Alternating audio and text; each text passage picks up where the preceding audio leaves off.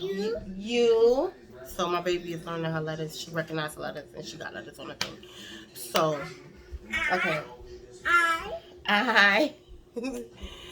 So back to the baby and Danny Lane. Jay. My thing is, right? A. You can tell he's a narcissist and a sociopath. And he gives a he's a narcissist because not only is this growing attention, but he likes the attention that he's given to the expense of her age, at the expense of her emotions, at the expense of her credibility, at the expense of her mental state and her ability of being able to at her ability to even mother his child at this point, because at this point her baby is 3 months old. And what I learned from being in that situation, age, and holding your baby and having that anxiety and that energy and that stress in your baby, it goes into your child. It goes into your child. It's been many situations where is my daughter Lele, and I say to this day that Lele temperament in her age, her temperament in the way she handled conflict and the way she handled confrontation has a lot. Has a lot has a lot to do with the abuse that she's seen me go through with her father. And it's sad to say, but it's true. So all those fights in front of her, all those times when I was just caught up on the phone arguing and trying to defend myself against lies, against abuse. Because this guy, he was relentless. Okay? He was relentless. Relentless with the disrespect. And no one, I think people knew, but in my community and where I was from, it's like because he was claimed to be someone, or his family was like a popular family, and he was liked, that shit seemed like it was kind of accepted. No one never really pulled this coat and was like, what are you doing? Chill. And then a lot of, you know what I'm saying? And a lot of shit was accepted by the females around him, females that was his friends, females in his family. A lot of his abuse and a lot of things that he was putting out towards me was accepted. So I always felt alone. You get what I'm saying?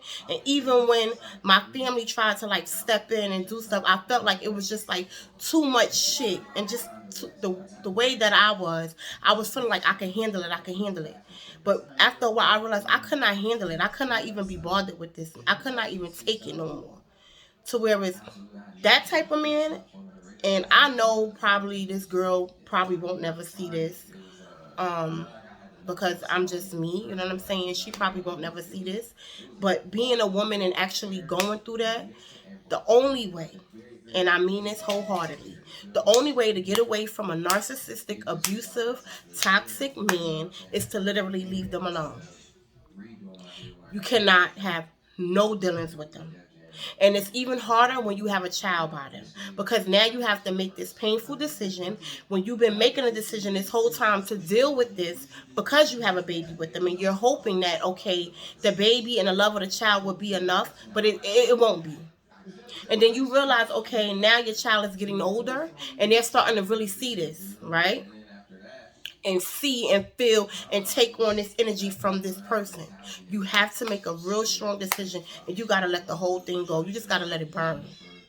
You just got to let it burn. You got to leave them alone. You just got to be like, they're not in my life. You know what I'm saying? I never kept my daughter from my daughter's father. I wanted her to be around him more than anything. But whenever we came around, he wanted to fight or have sex. That was it. And I could not do that no more just so you could be in my daughter's life, because you wasn't taking care of her. You know what I'm saying? And whenever we did come, you always pushing out another narrative. I'm a hoe.